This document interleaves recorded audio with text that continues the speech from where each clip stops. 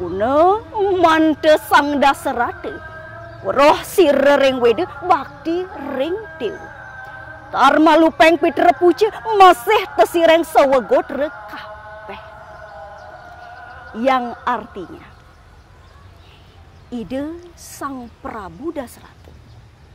Walaupun beliau merupakan seorang raja yang termasyhur, namun beliau tidak pernah lupa terhadap ide atau Brahman atau Tuhan itu sendiri. Orang yang lokal Bali di sini, marilah kita juga jaga Bali, kebaliannya. Jaga kehinduannya yang ada di interan Bali kita. Jika misal saya nih, sebagai warga masyarakat Hindu, orang yang ada di Bali, merantau keluar Bali, jadi banyak pemuda yang di Bali terkikis juga ke bawah keluar.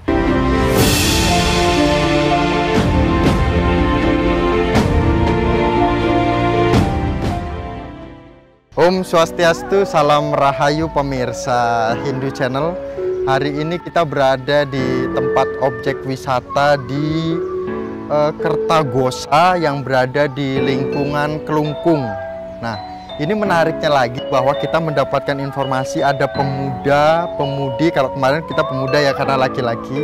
Nah, sekarang ada wanita cantik aktif di media sosial. Kalau kita lihat scroll media sosialnya itu kita nggak bisa nebak ini habis kegiatan apa.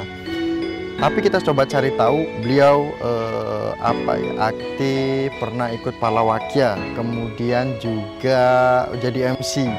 Kemudian aktif mungkin ngajar beberapa pelajaran kan gitu. Nah, langsung saja kita ya tengok dan kita salam-salam dari Hindu Channel. Salam sehat. Salam sehat juga, Kak. Ini ya. kita tepatnya ada di mana nih? Kita ngobrol, saya manggilnya Dayu aja ya? Iya, siap. Dayu. Nah, nama lengkapnya berarti? Ida Ainindya Brahmani Putri. Ida Ayu Nindya Brahmani Putri. Brahmani Putri, Ya, asli Kelungkung. Asli Kelungkung, orang lokalnya Kelungkung. Jadi bisa dipanggil Dayu nih. Kalau logat Kelungkung ketahuan banget nggak sih? Kalau Kelungkung, kebetulan Kelungkung sama Karangasem nggak terlalu keras logatnya. Tapi ada medoknya dia. Biasanya kalau ngomong Bali. Contohnya Dije, gitu. Dije. Nggih, merike. Merike. E-nya mendok. Kalau Ini- misalnya orang luar Kelungkung pasti o. Kalau ini Berarti gitu. kalau Hijau. ini Gitu. tepatnya kita berada di mana nih, Mbok? Ya, jadi kita sekarang berada seperti di bacaan belakang itu Kertagose, Kertagose. merupakan objek wisata di Kabupaten Kelungkung. Jadi ini merupakan monumen bersejarahnya Ya. Kabupaten Kelungkung, tempat perang puputannya Kelungkung. Ya. Jadi dulu ini merupakan bagian daripada purinya Kelungkung, tempat-tempat kerajaan-kerajaan yang ada di Kabupaten Kelungkung. Jadi ini menjadi saksi bisu terhadap kerajaan yang ada di Kabupaten Kelungkung untuk membuat Kelungkung tentunya sekarang bisa berjaya seperti ini. Kebetulan di depan ini Ya, di depan ini ada Puri Anyarnya Kelungkung ya. Jadi dahulunya Puri Kelungkung itu ada di belakang Pemedal Agung seperti gitu. sekarang ini, karena ada tentunya perang puputan Perang Kelungkung puputan. itu sendiri diinfeksi dengan keberadaan Belanda, sehingga bergeserlah keberadaan kerajaan Kelungkung itu menjadi di depan, di sebelah kantor Bupati Kelungkung gitu. berarti kegiatan-kegiatan mungkin kita sambil jalan ke Iya. sini.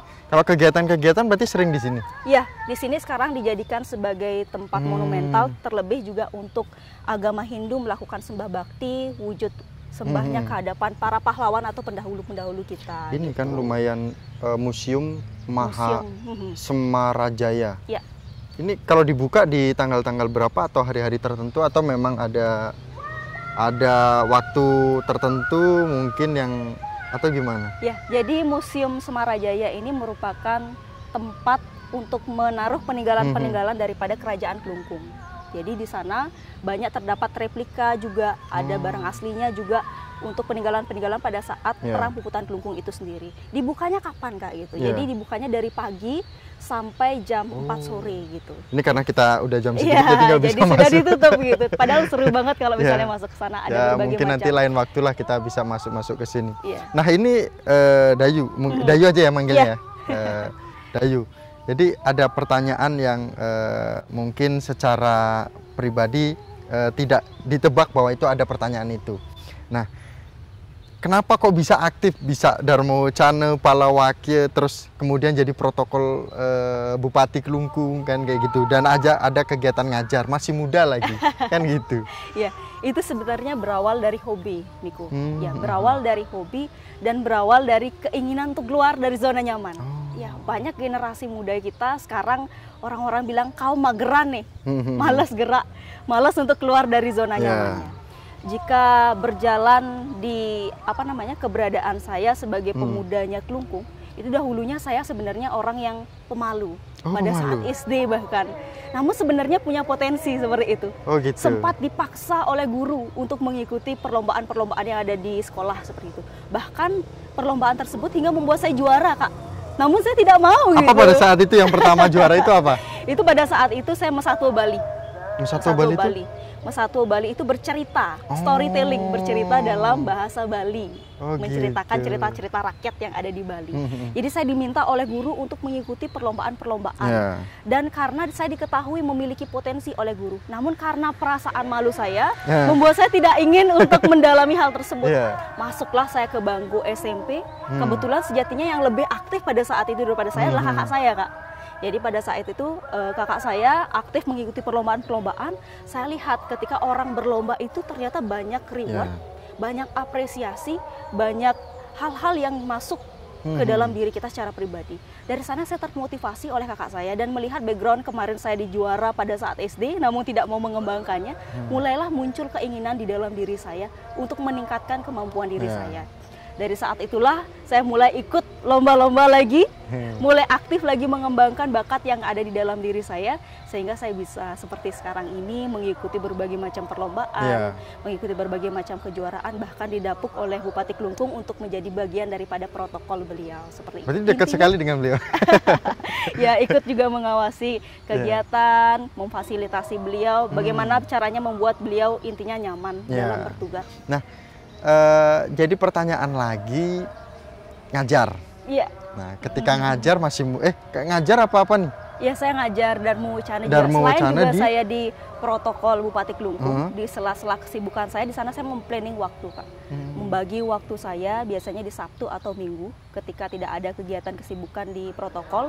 Saya juga diminta di kampus untuk membantu di UKM Darmo Wacana namanya. UKM Darmo Wacana di Universitas Hindu Negeri I Gusti Bagus Sugriwo Denpasar. Jadi di sana saya membantu untuk mengajar rekan-rekan, memfasilitasi rekan-rekan dalam bidang Darmo Wacana. Seru juga. Nah, emang pede kalau ngajar-ngajar kayak gitu? Jadi backgroundnya itu berawal dari lomba juga, Kak. Jadi kalau misalnya di SD saya ikut Mesatwa Bali, di SMP itu lombanya yang bidang public speaking atau berbicara itu adalah pidato atau pidato dalam bahasa Indonesianya. Masuk ke SMA, jenjang SMA itu di Darmo Wacana, hingga di bangku kuliah. Dari sana saya banyak belajar terkait dengan apa itu Darmo Wacana, life skill tentang berdarmo wacana, hingga bisa mengimplementasikannya di masyarakat, sehingga saya didapuk di kampus untuk melatih adik-adiknya di bidang Darmo Wacana. Nah, boleh nggak ini kan penasaran sih, karena kita kan pemirsa Indo Channel nggak mengikuti sehari-hari memberikan pembelajaran atau UKM gitu kan. Mungkin ada beberapa kalimat lah, contoh Darmo Wacana. Bijaknya seperti apa kan gitu. Mungkin bisa dicoba lah. Oke. Saya nonton aja. Ya, siap. Ya, saya contoh dikit ya, Miko. Ya. Om Swastiastu. Om Awigana-mastu Namo Shidam. Om Anubadrah Kertawiyantu Wisata. Semoga pikiran yang baik datang dari segala penjuru. Umat sedharma dimanapun berada, di dalam kehidupan ini, utamanya kita, generasi muda Hindu, seringkali mendengar pembelajaran terkait ajaran agama Hindu itu sendiri. Salah satu yang sering dan kentara kita dengar di masyarakat, yakni ajaran terkait Trihita Karana. Secara etimologi, Trihita Karana berasal dari akar kata Tri, Hita, dan Karana. Tri berarti tiga, Hita berarti kebahagiaan, dan Karana berarti penyebab. Jadi Trihita Karana adalah tiga unsur penyebab kebahagiaan dalam mewujudkan kehidupan yang harmonis. Tetapi di era globalisasi seperti sekarang ini, Salah satunya unsur Trihita Karana, yakni unsur parahyangan, hubungan harmonis manusia dengan ide Sang Hyang Widiwasa banyak terlupakan. Namun sejatinya Trihita Karana banyak disebutkan di masyarakat, tetapi orang-orang menganggapnya sepele bahkan ringan. Yakni salah satunya dalam unsur parahyangan, hubungan harmonis manusia dengan ide Sang Hyang Widiwasa. Banyak orang-orang yang merasa bangga akan pencapaian yang ada di dalam dirinya. Merasa bangga terhadap prestasi-prestasi atau reward yang ada di dalam dirinya. Tetapi sering lupa dengan ide yang membuat keberadaan, kebahagiaan atau reward yang didapatkan di dalam dirinya tersebut. Maka daripada itu, ingatlah salah satu kutipan sloka atau kekawin ini. Kuna mante sang daserate, roh sire ring wede bakti ring dew. Tarma lupeng pitra puce masih tesireng sawegot rekapeh. Yang artinya, ide Sang Prabu Dasratu, walaupun beliau merupakan seorang raja yang termasyhur, namun beliau tidak pernah lupa terhadap ide atau Brahman atau Tuhan itu sendiri. Bakti terhadap sesama dan bakti terhadap keluarga. Kita sebagai masyarakat Hindu sejatinya harus malu seorang Raja Dasarata yang memiliki kekuatan begitu luar biasa, tetapi mau dan selalu ingat kehadapan ide Sang Hyang Widiwasa. Kita sebagai hamba ide Sang Hyang Widiwasa yang terlahir dari rahim beliau, yang merupakan bagian terkecil dari keberadaan beliau. Ketika kita mendapatkan pencapaian di dalam diri kita, patutlah ingat kepada unsur inti di Trihita Karana, yakni ide Sang Hyang Widiwasa. Ya, itu beda sekilas. Ya kalau ngobrol tadi sama kalau udah Dharma Wicana, udah beda sekali. Ya. Ya apa ya, kalau orang Bali bilang taksunya nyala sekali gitu kan. Jadi itu topiknya sebenarnya Trihita Karana. Saya ingin memberikan pesan juga kepada generasi muda, ringan Kak, sering dibicarakan, bahkan udah ibaratnya kayak iklan ya, di mana-mana bicara Trihita Karana, di mana-mana bicara Trihita Karana, tetapi pengimplementasiannya terkadang berat, bahkan sering terlupakan. Udah sambil duduk-duduk lah ya, capek berdiri terus. Nah, ini sambil apa namanya, tadi kenapa kok topik-topiknya kok yang hari ini dicontohkan adalah anak muda? Emang ada sensitif apa di anak muda kan gitu? Seperti yang saya katakan tadi ya Kak ya. Ketika saya sibuk mengikuti kegiatan-kegiatan di luar sana, dalam artian saya keluar dari zona nyaman, banyak orang-orang yang mengapresiasi diri saya. Dalam artian banyak orang-orang, wah enak ya jadi dainin dia seperti itu. Wah enak ya bisa ngejuri, ikut Dharma Wicana, ikut lomba Palu Bake, jadi protokol Bupati Klungkung, terus ikut juga lomba-lomba dan lain sebagainya. Tapi mereka tidak tidak melihat di balik semua tersebut ada proses yang perlu dilaksanakan atau dijalani seperti itu. Seperti yang saya katakan, keluar dari zona nyaman. Semua orang bisa berpotensi untuk menjadi orang yang sukses, untuk menjadi generasi muda yang memiliki banyak talenta, memiliki kemampuan di dalam diri. Namun perlu satu diingatkan, apakah kita mau mengembangkan skill atau potensi yang ada dalam diri kita? Ibaratnya seperti ini, seseorang itu ibaratnya adalah produk ya. Produk yang diciptakan di dalam satu mesin yang sama. Tapi sekarang seperti ini, apakah mesin tersebut dalam kualitas yang bagus atau tidak, digerakkan dengan bagus atau tidak? Jika tentunya tidak digerakkan dengan bagus, menghasilkan produk yang tentunya tidak bagus pula.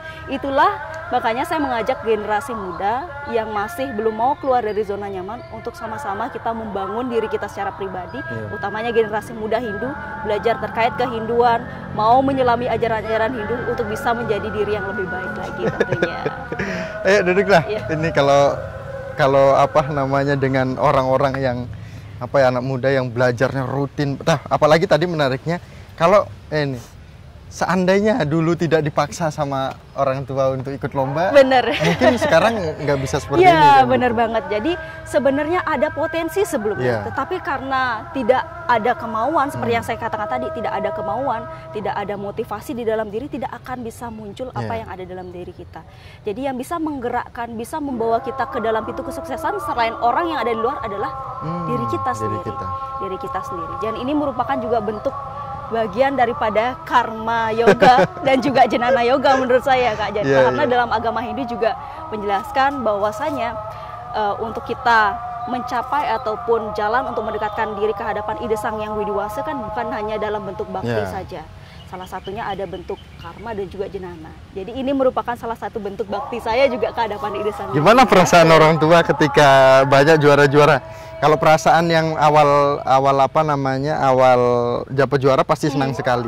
Kalau sampai sekarang selalu aktif dan tetap aktif, gimana perasaan? Kebetulan sambil duduk syukurnya, syukurnya Miko saya punya orang tua yang pola didiknya sangat luar biasa.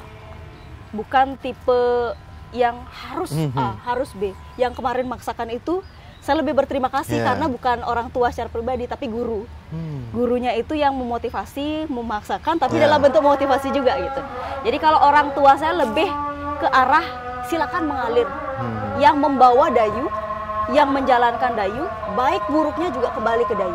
Selalu saya ditanamkan seperti itu. Ibu hanya bisa mendukung atau ibu dan Aji hanya bisa mendukung Dayu dari samping saja. Nah, mohon maaf pemirsa Hindu Channel karena azan kita tentu saja menghormati. Jadi kita tenang sejenak dulu untuk kita sambil menunggu. Astungkara pemirsa Hindu Channel, ini pas banget kita juga posisinya di jam memang harus melaksanakan bakti. Nah, cuman kita lanjut diskusi kita hari ini tentu saja dengan Mbok Dayu. Nah, tadi kayaknya kalau laki-laki harus di kanan apa di kiri sih? Nah, cuman kayaknya posisinya bagus di sini, pindah di sini. Iya, benar. Ya. Mau laki di kanan atau kiri, ini kan karena obrolan aja. Mbok di sini ya? Iya, boleh ya? Oke, boleh. Oke. Nah, lanjut tadi obrolan terkait dengan orang tua gitu kan. Mungkin bisa dilanjutkan. Ya, jadi itu dah orang tua saya begitu luar biasa sekali mendidik saya ya. Saya termotivasi juga dengan orang tua saya ketika nanti mungkin saya punya anak, saya ingin juga mendidiknya seperti orang tua saya mendidik saya. Karena kenapa? Beliau itu selalu mengatakan kepada saya, Dayu yang menjalani, Dayu yang melaksanakan, selebihnya Ibu Aji bebaskan. Kebetulan saya manggil Ibu Aji ya. Ibu Aji bebaskan kepada Dayu. Karena nanti siapa yang mengetahui apa yang Dayu laksanakan kembali ke dalam dirinya Dayu. Namun Aji ibu selalu dalam pengawasan seperti itu. Jadi beliau selalu mengkontrol tetapi membebaskan. Saya mau kemana arahnya seperti itu. Di balik kebebasan tersebut, saya malah berpikir Kak, wah kok saya terlalu dibebaskan ini dalam konteks positif ya, dalam artian positif. Karena saya dibebaskan tersebutlah saya berpikir, saya harus membuat mereka bahagia di balik kebebasan itu. Di balik mereka tidak terlalu menentang saya mengikuti ini itu. Dan saya akan buktikan orang tua saya yang fleksibel ini, yang selalu mensupport saya, harus bisa saya menunjukkan prestasi-prestasi yang saya miliki dalam diri saya. Kebetulan juga ibu berasal dari orang seni juga, beliau penari, beliau juga tokoh Dharma Gita, bukan tokoh ya, tokoh dalam diri saya pribadi, ikut Utsawe, jadi saya bakatnya berasal dari beliau, Mesatu Bali juga beliau. Nurun lah ya. Ya. Jadi saya lihat foto-foto album-album ibu semasa Bajang dalam bahasa Balinya di sini, semasa muda seperti itu. Saya termotivasi, saya harus bisa melanjutkan karir orang tua saya. Termotivasi dengan kebebasan yang beliau berikan dalam artian konteks positif. Jadi saya tunjukkanlah, dan Astungkara selalu beliau merasa bahagia ketika saya bisa mencapai apa yang saya capai. Bahkan setiap MC, setiap saya lomba-lomba, sering dan bahkan selalu jika tidak ada halangan didampingi oleh beliau. Karena itu support system dan kekuatan saya. Dayu, kalau ini kan karena nggak pernah ngerasain merantau kan. Biasanya kalau orang yang nggak pernah merasakan merantau, yang biasa dekat dengan orang tua itu biasanya kalau disuruh-suruh susah loh. Karena dia menganggap biasa orang tuanya. Ada nggak mungkin apakah sudah membayangkan seandainya saya jauh dari orang tua, tentu saya akan kangen atau rindu atau gimana? Udah ada bayangan ke situ apa?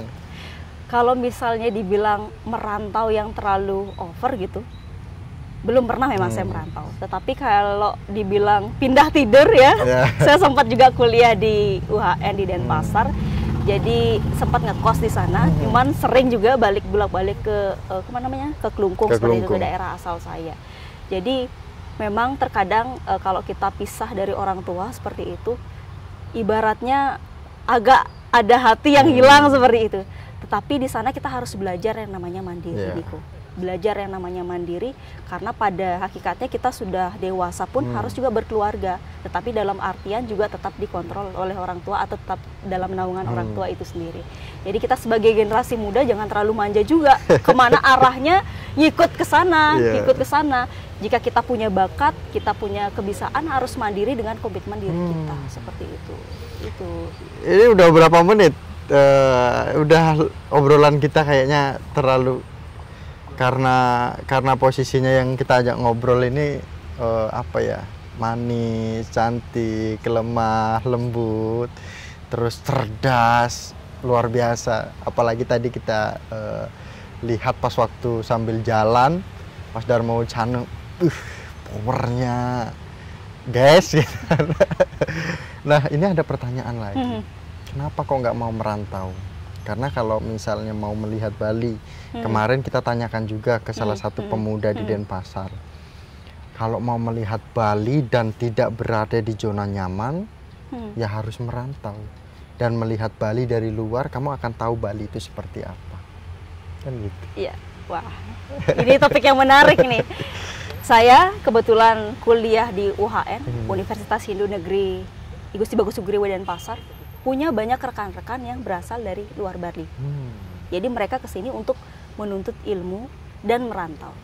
Ya, saya ingat salah satu pernyataan seseorang, dan itu juga hal yang yang sering menjadi pembelajaran juga motivasi di dalam diri saya.